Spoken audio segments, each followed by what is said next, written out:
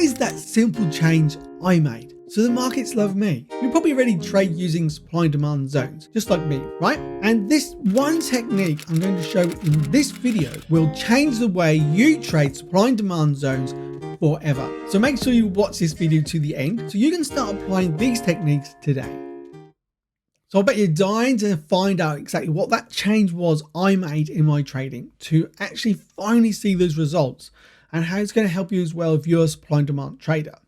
So first, let's look through this chart on the pound US dollar, exactly how you'll be looking at trading using supply and demand zones. If we see the market here from this low or even this low in the market, we can start drawing out areas here of demand. The market goes up, we actually have new areas of demand we continue to draw.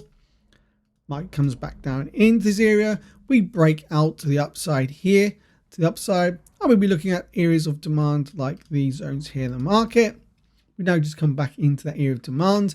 We even had an area of demand sitting here we could have drawn as well. Market continues up. There's some rally-based rally zones in there as well. So what is this technique that I've used? What's the one change I applied in my trading in supply and demand to actually give me those results in the market? Well, I started looking at the swing highs and lows.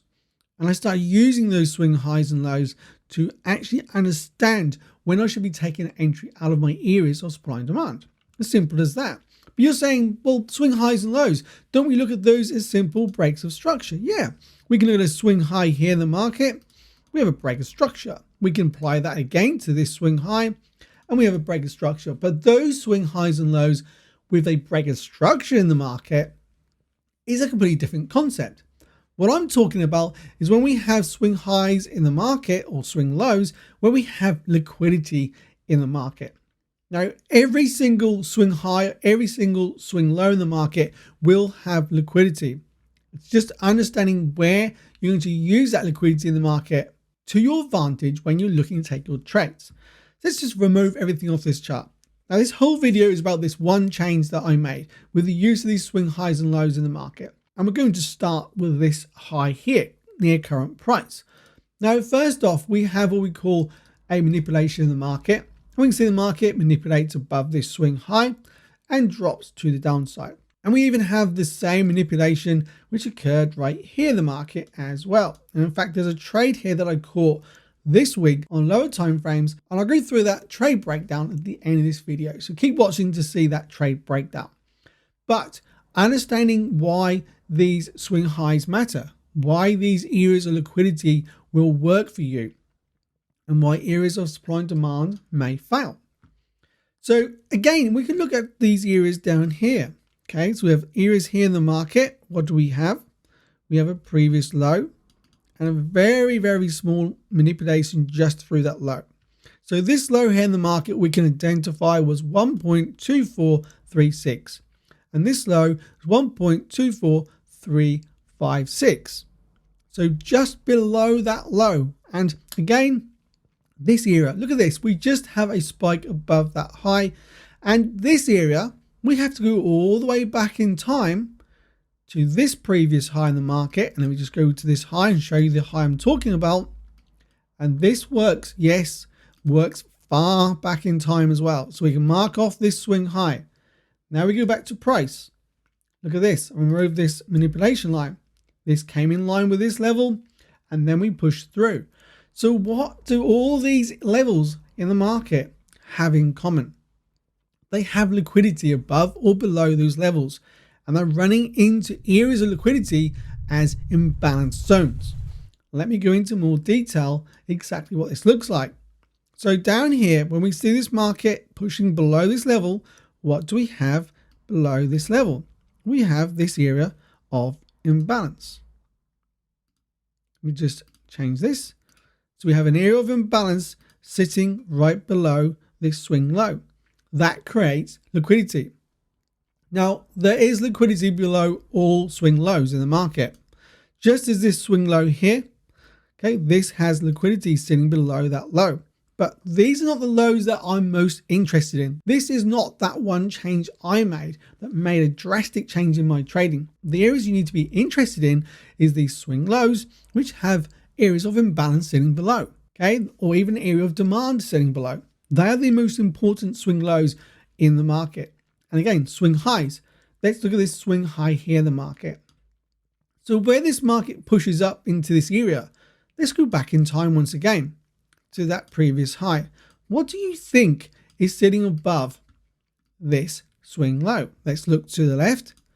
What can we mark off right here?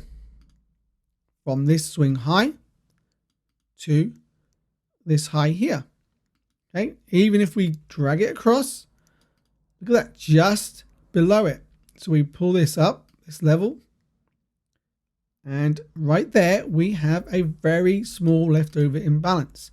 And above that we do have this imbalance in here as well. But this is the one that's most important. Let's just actually drag this one to the right this time. Go back to current price. And look what happened. Right above this swing high as well, the market pushes through into that imbalance. The liquidity sits above those swing highs. And we see the reversal back to downside. Again, where's this market pushing up into? Into an area of imbalance. That's why those areas of imbalances are going to be crucial to your trading when using the swing highs and those swing lows. Now you'll find this happens on all time frames. Right now we're on a 4-hour time frame. So what about, let's say, a 15-minute time frame? Let's have a look at current price. What do we have here in the market? We have this previous swing high here. Let's mark a level out. Okay, so what's that swing high? That is a 1.24486. And this one is a 490. So again, this swing high was pushed up. This candle pushed up above this swing high.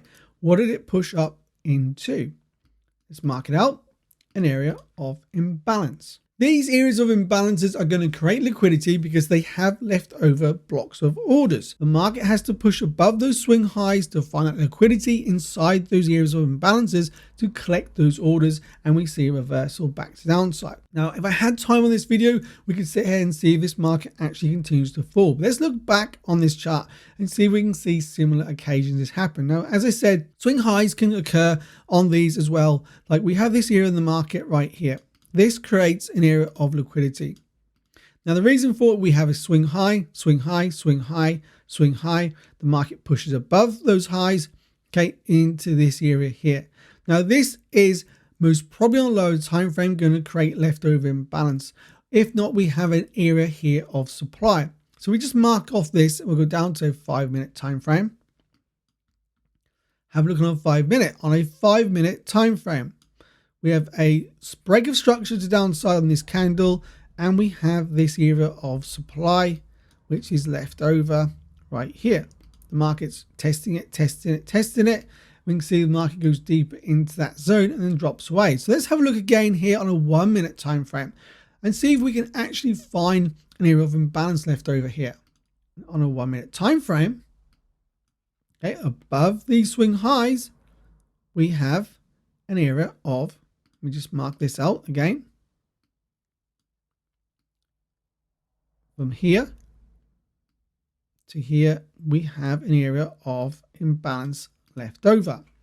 Now, below this, we also have an imbalance left over here, here, and here in the market. Now, we get filled at this point. Okay, so we only have a leftover imbalance from this candle to this candle's high. Now, if we go back to the current price, see where price pushes into, it pushes into that imbalance. That's where the liquidity was sitting to fill that 1-minute imbalance. Yes, we had an area of supply as well there in the market when we broke structure head to downside, but it's key to understanding that these areas, these swing highs of liquidity, had to push up above to pick up those blocks of orders left over in those imbalances. So as I said, you can apply this to any time frame on your charts. Let's have a look at this trade that I actually caught using this technique this current week. So what I actually looked at in the market, again, I was looking at the market here, manipulating through this high. This was a manipulation for me into an area of imbalance. I've seen this, I've seen the market dropping down. I've then gone down to a lower time frame, and I've actually caught an entry, taken my entry right here on the close of this candle. Now you'll see inside that private community I share with my students where I've taken my trades. Now there's a reason I've taken a trade here, but this is something that I hold back just for my students and teach them how I take those trades. Now you can see since then the market went sideways and then we continue to drop down. And I've actually now taken full profit on this trade. Now my targets on this one, I had 2 targets. My final target was in fact at this swing low. Why was my final target at that swing low? What's sitting below that swing low? We have an area of imbalance. So I knew the market wanted to go below that swing low into the areas of imbalances. And that's exactly how I caught that sell trade to the downside, understanding where the liquidity was sitting in the market. Now you understand why it's so important using those swing highs and swing lows in your trading. Then you will want to check out this video, how you can actually predict when those highs and lows will be taken.